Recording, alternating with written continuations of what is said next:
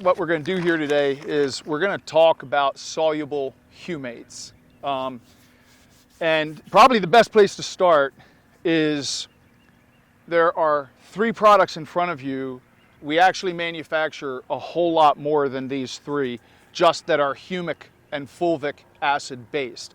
And I just use different terms. So we're gonna try to clear up a lot of the fog today, okay? Soluble humates, you'll always hear me use those terms together. If I use them individually apart from one another, I'm still referring to a soluble or extracted form of humic and fulvic acids. And those are molecules. So if you take a raw ore, or if you take a peat bog, and you get into that raw peat, or you get into that raw ore, leonardite, if you will, or some say humic shale, some say lignite. There are all these different terms for the raw ores. But if you take these raw ores, which are deposits, and very, very, very ancient deposits, some like to say they're coal. They're not coal. There are different types of deposits. I won't get into all those details. Or you can go to a deposit called a peat bog, which is literally in a bog, a water bog. Now, these materials all contain some varying concentrations of these very large, very complex carbon molecules, some of the largest, most complex molecules known to man on this planet. And these molecules are most often referred to as humic and fulvic acid molecules. That's fulvic, F-U-L-V-I-C, not folic, as in the supplement that an expecting mother might take to supplement her need for folic acid. It is fulvic, F-U-L-V-I-C. That's a very active molecule, typically thought of as a smaller molecule than the humic molecule. And it's important that you know that, generally speaking, in nature, when you go to one of those ores, or you go to that bog in search of these molecules in their raw and not very soluble form, that you will generally find humic acids to be in much greater proportion than fulvic acids. The fulvic acid fraction is much smaller, and the humic acid fraction is much larger. So it's just important to know that. So as a slight analogy, and this is just one because I have a lot of these analogies, but imagine, your favorite parcel carrier, whose name I won't mention, that works globally in the world. And imagine that they can take your parcels by train, by boat, by automobile, by bicycle, by motorcycle, by whatever, plane, you name it, tractor trailer. And they're moving these parcels all throughout the world. And they go up to your home, and they don't just walk straight in the door of your home. So the humic acid molecule is kind of like this big parcel carrier that moves these parcels all over the world, and you need a lot of these carriers. That's the humic acid molecule, of which there's a very large fraction of in the world of organic acids, like the humic and fulvic acid molecules. But when you cross the door, the man of the house or the woman of the house or the kids, whatever, open the door. Hopefully the kids aren't opening the door without knowing who's there. But somebody opens the door, they take the parcel across the threshold. The fulvic acid molecule is kind of like that. It does the final finessing work. Boom. It has a lot of, almost all of the attributes of a humic acid molecule. It's just not so large and somewhat clumsy, if you will. The fulvic acid molecule is more of a finesser. So that's a lot of business about humic molecules, fulvic molecules. Do you need to know all that? Well, it does come in handy when you start making decisions regarding how you want to affect your home. These molecules, by the way, are the building blocks, humic and fulvic acids, are the building blocks of stable, very stable humus. They're not like organic matter. They're not like compost. They're literally very stable. Like peat moss is more stable than a compost pile. The compost pile, the shrinkage factor of a compost pile through oxidization and burning up of those so-called carbons, they just burn up. Carbon dioxide. Everybody thinks carbon dioxide and greenhouse gases only come from automobiles. Wrong. Big time wrong. And every time a farm is plowed, land is plowed, you have all this very unstable organic matter underground that gets kind of like kicked up to the surface. And all that organic matter, now imagine every farm in the world, worldwide, being tilled at least once a year, maybe twice, maybe more. Imagine every single time that happens, that all that unstable organic matter, which is in every cubic inch of that soil, gets brought to the surface, and it just oxidizes. It just flash oxidizes into a gas because it was that unstable through microbial breakdown and all sorts of things. And it just burns up into the atmosphere. There's your carbon dioxide. And everybody thinks it's the car going down the road. So this is happening all over the globe all the time. But these molecules that are in these products, these humic and fulvic acid molecules, are highly stable. They're from stable deposits of stable humus. So our job is to take those stable deposits and pull out these highly active molecules in various forms of hydraulic extraction, chemical extraction, biological extraction. Draw those molecules out and use these active molecules to increase the activity and or efficacy of all sorts of reactions and chemical reactions, biological reactions, soil reactions in general, plant physiology reactions. I mean, you name it, all over the map.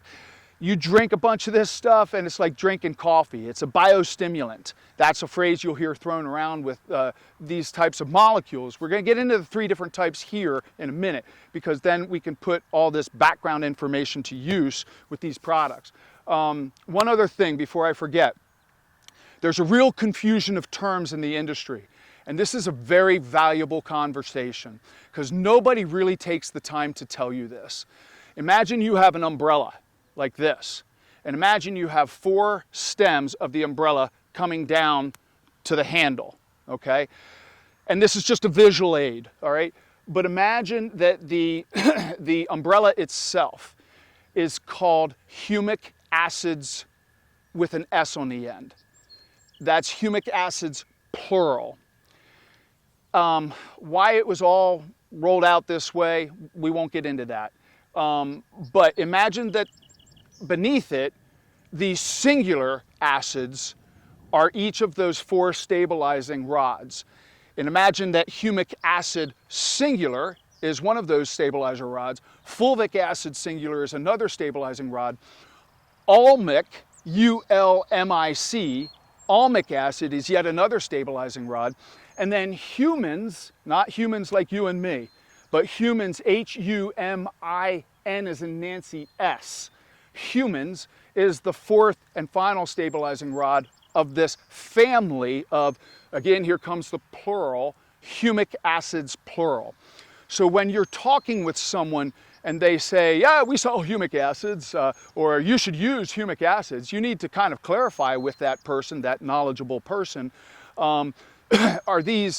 are you speaking of the humic acid or the fulvic acid or the ulmic or all of it together? You're selling me a product. Does it have both the active humic and fulvic acids and so on and so forth in it? Yes, it does. Okay, well, I need to know that. Okay, so that's really important because people get those terms mixed up. And then the consumer or the business or the golf course or farmer, whatever the case may be, buys it thinking they've got, by and large, the majority of the knowledge they need to have, but they don't. And so now you have that knowledge, okay? So I'm sure I'm forgetting something I really wanted to tell you, but we'll get to that later. So there are all sorts of different grades of, and this is just, by the way, when I refer to humate, it's the definition of humate is the soluble salt of, here's our umbrella, humic acids plural. See, now you know why we started working with the terminology, okay? Because when someone tells you, oh yeah, we sell humate, and you go to buy it and it gets there and it's not soluble in water for you to throw in your spray tank, and you throw it in and it sinks to the bottom or it floats on the top and it's raw and it's insoluble, they go, well, you asked for humate. And they're like, well, I bought it because it was $200 for a ton as opposed to $2,000 for a ton. And so this can be painful knowledge and painful education if you don't know these terms. So long story short, when you hear me speak with you about soluble humates, I'm referring to the soluble salts of humic acids, plural, meaning inclusive of all these 4 supporting rods, humic, fulvic, ulmic, and humans in that mix. Okay, so these are different versions of soluble humate. They all have different applications. SP-90 is what we refer to as a 100% soluble powder. So if you don't want something clogging your tank or your filters or your tips, if you're a golf course spraying on greens and tees and you need fine tips, low volumes, so on and so forth, you want this because SP-90 is the most soluble out there, okay? But it's also, because of the additional processing, more expensive than these two. So you got to kind of think, all right? The box is bigger. You know, this is the same weight as this box. 55 pounds, 55 pounds. Well, why is this box bigger? Because it's fluffier. The bulk density is a lot less. You know, like where the bulk density here is like, it's all shoved into a small container, okay? So, but same weights. This is a 50-pound bag. This is marketed, it's more of an industrial application I'll speak of in a minute. But SP-90, SP stands for soluble powder, okay? SP-90. SP-85, right here. SP, soluble powder, okay? This is SOS 75. I don't know if you can see that, but SOS stands for soluble off spec. So this material is an off-spec material off of this, all right? So this is more of an on-spec material made for certain industrial applications, farm applications and what have you. If you're willing to mix this powder in water and wait for 4 weeks while the insoluble ballasts precipitate out of solution, if you wait for 4 weeks, this is your best buy. But you got to wait for 4 weeks. You mix it with water, you do a good job in your mixing process. You can call me as to what that good job is. It's not that complicated. But you let it stand 4 weeks. If you're a farmer with a lot of acreage and you want a lot of soluble humate, if you've got some totes, you can mix it into 275-gallon IBC totes. You got some drums, you can do it there. You can do it a lot of places. Just don't throw either one of these straight in the tank because they like to float. They're kind of hydrophobic, okay? So they go in there like a bag of baking flour, a 5-pound bag of flour that you might have in the kitchen. You throw it in your spray tank and it's just gonna float and it's gonna stare at you and you're gonna be like, what? So you wanna do a little bit of pre-mixing to reconstitute the powders into a liquid concentrate. So this you could reconstitute and use instantly. This you reconstitute, and if you're smart, you'll wait 4 weeks while it sits in a container that doesn't get stirred or bumped, etc., until all the ballast precipitate out of solution. Farmers tend to migrate this direction unless they want no extra labor, then they migrate this way, okay? Golf courses, they're usually short-handed, so the superintendents migrate this way. If they want a soluble powder, they can also buy the liquid concentrates, which are even more convenient than this 100% soluble powder. But then they pay for that liquid convenience and the fact that you know, you're shipping water weight around. So your freight costs go up for sure. All right, so let's jump around a little bit. I'll probably think of something that I should have thought of before and then come back to it. But this soluble off spec. Say you want soluble humate, meaning soluble humic, fulvic, ulmic, and humans, all the fractions of those organic acids, and you want that soluble humate material to throw on your, let's say you're a horse breeder, or you have a horse farm, you've got all these stalls, maybe you're raising cattle, maybe you are, you have a big bedding pack. If you're a farmer, bedding pack is all that manure mixed with bedding material that's been shoved back in a corner somewhere to just kind of sit till you can go spread it. But maybe you want to tie up some of that ammonia gas in that bedding pack, but you need a very economically viable, soluble humate. This is more of a grit. This is a powder. This is a little coarser powder, but it's still a powder. This is a very fine powder. SP-90 is very fine, why it's bulky and why it wants to float. But this is a grit, SOS 75, soluble off spec, SOS 75. But it's a grit, so it's actually a little bit easier to handle with your hands if you want to. By the way, these are all very fine to handle with your hands.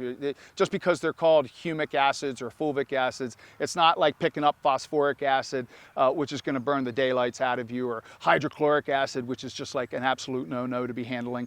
It's not like those types of acids where they will burn the you-know-what out of your skin. So, so when we formulate cocktail mixes, we've talked about Nourish and our mycorrhizal products and so on and so forth. These products are soluble powder biostimulant cocktail mixes. When we need a soluble humate ingredient in those mixes, we go for SP-90. And we use SP-90 because it's 100% soluble. We don't want to jam up your tanks, okay? But if a farmer calls me and says my somatic cell count is high in my dairy cows, and I understand that soluble humates can often help, not 100% of the time, depends on the causal nature of the somatic cell count, but soluble humates can help with bringing a somatic cell count down so that that dairy farmer can now continue to sell his milk, because the dairies will not take the milk from that dairy farmer if that somatic cell count is over a certain number multiple times upon arriving to take the tanker truck full of milk from the farm. So this will help bring those somatic cell counts down till we figure out what's wrong with the cows. Now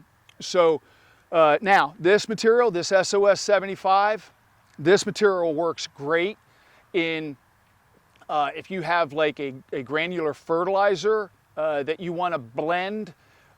We make what are called homogeneous granulated fertilizers.